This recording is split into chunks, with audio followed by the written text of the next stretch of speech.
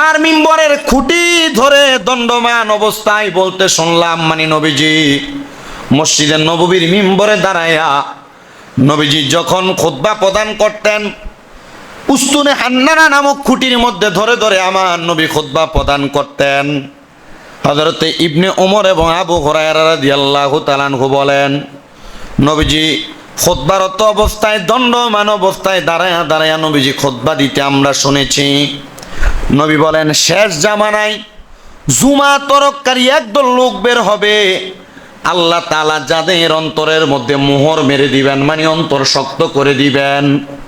শুধু অন্তরে মোহর মেরে দিবেন না, শক্ত করে দিবেন না। যে ব্যক্তিগুলা জুমার নামাজ তরক করবে, জুমার নামাজ ছেড়ে দিবে, আল্লাহ তাআলাকে ওই ব্যক্তিগুলা ভুলে যাবে। আল্লাহ বলতে যে একজন আছে, তাদের অন্তরে সে বিশ্বাসী থাকবে না। নবী আমার এই কথা বলে শুধু ক্ষান্ত হন নাই। নবীজি বলেন, বিনা উজুরে বিনা কারণে যদি কোনো ব্যক্তি জুমার নামাজ ছেড়ে দেয়, তাহলে সেই ব্যক্তির আমল নামায় মুনাফিক বলে লিখিত হবে। মুনাফেক মানে কোনো মানুষ যদি জুমার নামাজ ছেড়ে দেয়, আল্লাহর হাবিব ওই ব্যক্তিকে মুনাফেক বলে সাব্যস্ত করেছেন। মুনাফেক শুধু তাই নয়, যে মুনাফিক হওয়ার কারণে ওই ব্যক্তির জীবনের গুনাহগুলা মার্জনা হবে না, মানে ক্ষমা হবে না, তার জন্য এই কথাগুলা এই কাজগুলা সব সময় পরিবর্তনশীল থাকবে না, মানে মুনাফিক সব সময় মুনাফিক হিসেবে কাজ করবে। নবী আমার বলেন, শুধু তাই নয়, শোনো দুনিয়ার মানুষের দলেরা, যখন তোমাদের কাছে জুমার নামাজ উপস্থিত হয়ে যায়, তখন আমার আল্লাহ তাআলা তোমাদের জন্য কি করেন জানো? জুমার নামাজের মসজিদের বারান্দায় অথবা মসজিদের দরজার মধ্যে আমার আল্লাহ তাআলার অসংখ্য ফেরেশতা দাঁড় করে দেন। অসংখ্য ফেরেশতা, ওই ফেরেশতাগুলা দাঁড়ায় দাঁড়ায় কে মসজিদের মধ্যে সর্বপ্রথম আসলো আর কে তারপর আসলো, ধারাবাহিকভাবে তাদের আমল নামাগুলা লিখতে থাকেন।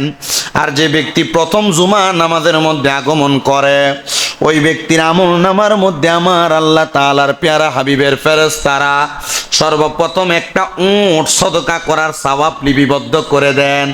2 নম্বরে যে ব্যক্তি জুমার নামাজের মধ্যে আগমন করে, তার আমল নামার মধ্যে একটা গরু সদকা করার সওয়াব লিপিবদ্ধ করে দেয়। 3 নম্বরে যেই ব্যক্তি জুমার নামাজে আগমন করে, তার আমল নামার মধ্যে একটা বকরি সদকা করার সওয়াব লিখে দেয়। 4 নম্বরে যে আসে, তার আমল নামার মধ্যে একটা মুরগি সদকা করার সওয়াব লিপিবদ্ধ করে দেন।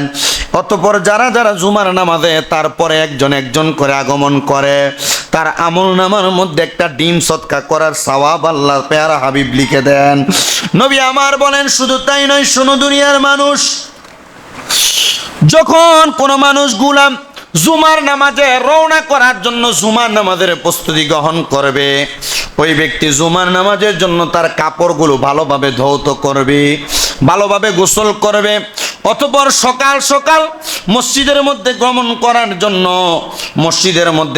করার জন্য কোনো আরোহণ ছাড়া, মানে কোনো গাড়িতে না চইরা, কোনো ঘোড়ার পিঠে, কোনো গাধার পিঠে না চইরা কোনো মানুষ যদি হেঁটে হেঁটে জুমার নামাজে রওনা করে আর মসজিদে গিয়ে ইমামের একবারে কাছাকাছি বসে, এই হাদিসে মুবারাকাটা আমার এই মসজিদের জন্য বেশি দরকার। শুধু আমার এই মসজিদ না, বেশিরভাগ মসজিদে ইমাম খুতবা শুরু করে দেয়, 2-4 জন সামনের কাতারে, 2 জন পিছনের কাতারে, 2 জন মাঝখানের কাতারে, 3 জন বারান্দায়, 4 জন ডান দিকে, 2 জন সামনের দিকে, এভাবে এলোমেলোভাবে বসে থাকে। আল্লাহর হাবিব বলেন, যেই ব্যক্তি জুমার দিন আগমন করলে জুমার নামাজের জন্য ভালোভাবে গোসল করবে, কাপড় ধৌত করবে, অতঃপর সকাল সকাল প্রস্তুতি গ্রহণ করে প্রথম ওয়াক্তে মসজিদে হাজির হবে, মানে জুমার নামাজের ওয়াক্ত যখন শুরু হয় তখন মসজিদে হাজির হবে, এবং কোনো কিছুতে আরোহণ না করে হেঁটে হেঁটে রওনা করবে, মসজিদে গিয়ে ইমামের একবারে সামনে বসবে, অতঃপর চুপ থাকবে। এটাও আমার এই মসজিদের জন্য জরুরি, কারণ এই মসজিদের ভিতরে হুজুর ওয়াজ করে, অনেকে কানে কানে কথা কয়, নামাজ চলে কানে কানে কথা কয়, কথাই বন্ধ হয় না। কেন? কারণ কি? আরে কারণ অন্য কোনো কিছু না, অন্তর আল্লাহ মোহর মেরে দিছে। নবী বলে, শুধু তাই না, তারা মসজিদে আগমন করবে, ইমামের একবারে কাছাকাছি বসবে, আপনারা দূরে দূরে বসেন, আপনারা একবারে পিছনে বসেন, আপনি সব সময় নামাজ পড়েন বারান্দায়, একটাবার চিন্তা করে দেখেনও না যে আমি কি ইমামের পেছনে কোনোদিন নামাজ পড়তে পারছি কিনা, ইমামের পেছনে একবারে কাছাকাছি বসতে পারছি কিনা। আল্লাহর হাবিব বলে শুধু তাই না, ইমামের কাছাকাছি বসবে এবং চুপ করে খুতবা শ্রবণ করবে, বেহুদা কোনো কথা বলবে না। তার প্রত্যেক কদমে কদমে আল্লাহ তাআলা 1 বছরের আমলের সওয়াব দান করবে। জোরে বলেন সুবহানাল্লাহ। চিন্তা করছেন, ছোট ছোট কয়েকটা আমল করলে, 1 বছর আমল করলে যে সওয়াব, জুমার নামাজে ইমামের কাছাকাছি বসলে, জুমার নামাজে আগে আগে আসলে, জুমার নামাজের জন্য প্রস্তুতি গ্রহণ করলে, জুমার নামাজে এসে চুপ থাকলে 1 বছর আমলের সওয়াব আল্লাহ আপনার আমল নামায় দিবে। নবী বলে শুধু তাই আর না, 1 বছরের নফল রোজার সওয়াব, 1 বছরের নফল নামাজের সওয়াব ওই ব্যক্তির আমল নামায় দেওয়া হবে। তো জুমার নামাজে কি দেরিতে আসবেন, দেরিতে যাবেন না তাড়াতাড়ি? আসতে কইছেন। জুমার নামাজে কি দেরিতে আসবেন, দেরিতে যাবেন না তাড়াতাড়ি আসবেন? তাড়াতাড়ি আসবে। প্রত্যেক মসজিদের মুসল্লিদের প্রতি আহ্বান থাকবে, যদি 1 বছরের আমল নামায় সওয়াব অর্জন করতে চায়, যদি আমল নামায় 1 বছর রোজা রাখার সমপরিমাণ সওয়াব চায়, তাহলে তারা যেন জুমার দিন আগমন করলে আউয়াল ওয়াক্ত আসার আগে কাপড় ধৌত করে মসজিদে রওনা করে হেঁটে হেঁটে এবং ইমামের কাছাকাছি বসে এবং চুপ থাকে, খুতবা শ্রবণ করে। আল্লাহ তাআলা তার আমল নামায় 1 বছরের নফল ইবাদতের সওয়াব, 1 বছর নফল রোজার সওয়াব, 1 বছর নফল নামাজের সওয়াব তার আমল নামায় দান করে দিবে। পড়ি সুবহান। আল্লাহর হাবিব সাল্লাল্লাহু আলাইহি ওয়াসাল্লাম বলেন, যখন জুমার দিন তোমাদের কাছে আগমন করে, জুমার দিন তোমাদের জন্য শ্রেষ্ঠ দিন মনে করে আল্লাহ পাকের নিকট সম্মানিত দিন হিসেবে তোমরা গ্রহণ করবা। শুধু তাই নাই, ও আযামুহা ইনদাল্লাহি ওয়া হুয়া আযামু ইনদাল্লাহি মিন ইয়াউমিল আযহা ওয়া ইয়াউমিল ফিত্রি। জুমার দিন হলো উম্মতে মুহাম্মদীর কাছে ঈদুল আজহা এবং ঈদুল ফিতরের দিনের চাইতে আরো উত্তম ঈদের দিন। জোরে বলেন সুবহানাল্লাহ।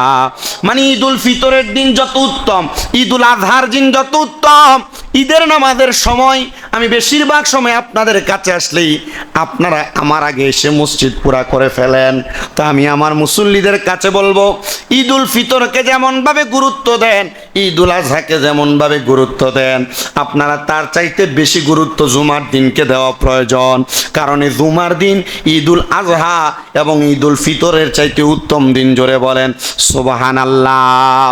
জুমার দিন আগমন করলে প্রত্যেকটা মুসল্লিদেরকে, প্রত্যেকটা মুসলমানদেরকে এমনভাবে প্রস্তুতি গ্রহণ করা প্রয়োজন, তারা যেন জুমার রাত্র থেকে তাদের জুমার নামাজের প্রস্তুতি গ্রহণ করে। জুমার রাত্র কোনটা? বৃহস্পতিবার মাগরিবের নামাজের সময় থেকে শুক্রবার মাগরিবের নামাজের আগ পর্যন্ত সময়টা জুমার দিন এবং রাত। বৃহস্পতিবার দিবাগত রাত, যেই রাতটা জুমার দিনের আগের রাত, ওই দিনটাই, ওই রাত্রিটাই জুমার রাত্র হিসেবে নির্ধারিত। জানেন কি মুসলমানেরা, এই জুমার দিনের আদব এবং মর্যাদা কত? আল্লাহর হাবিব বলেন, কোন মানুষ যদি এই জুমার দিনে মাত্র 80 বার দুরূদ শরীফ পড়ে, বলেন কয়বার? 80 বার দুরূদ শরীফ পড়ে, ওই ব্যক্তিকে আমার আল্লাহ তাআলা এমন নিয়ামত প্রদান করবে যে নিয়ামত তার স্বপ্ন কল্পনা করে নাই। নবী আমার বলেন, এই জুমার রাত্রে কোনো মানুষ যদি আল্লাহর ইবাদতের মধ্যে কাটায়া দেয়, আমার আল্লাহ তাআলা ওই ব্যক্তি যদি ওই দিন ইন্তেকাল করে, তাহলে তার মরণটা শহীদের মরণ দান করে দেয়। ও মুসলমান, তুমি দুনিয়ার প্রত্যেকটা দিন, প্রত্যেকটা সময় তোমার মতো করে করে কাটিয়ে দাও। একটাবার কি চিন্তা করো, জুমার দিন ইয়াউমুল আরাফা, জুমার দিন গরিবের হজের দিন, সাইয়্যিদুল আইয়াম, মুমিন মুসলমানের জন্য এটা শ্রেষ্ঠ দিন, আল্লাহর কাছে পছন্দের দিন। এই দিন তুমি কেমনভাবে ইবাদত করা প্রয়োজন। রাহমাতুল লিল আলামিন নবী বলেন, যখন কোনো মানুষের কাছে জুমার দিন আগমন করে, ওই দিন যেন তারা এমনভাবে ইবাদত করে আল্লাহ তাআলা তাদের প্রতি খুশি হয়ে যায়। কারণ জুমার দিনে এমন একটা সময় আছে যে সময় তাদের দোয়াগুলা কবুল করা হয়। সুবহানাল্লাহ, কি জোরে বলবেন না? জুমার দিনে এমন একটা সময় আছে যে সময় তাদের দোয়াগুলা কবুল করা হয়। ইয়া রাসূলুল্লাহ, আপনি ওই সময়ের কথা বলে দেন না। আল্লাহর হাবিব হাবিব স্পষ্ট করে দেন নাই, তবে জুমার দিনের কথা বলে দিয়েছে। জুমার দিনে এমন একটা সময় আছে যে সময় তাদের দোয়া কবুল করা হয়।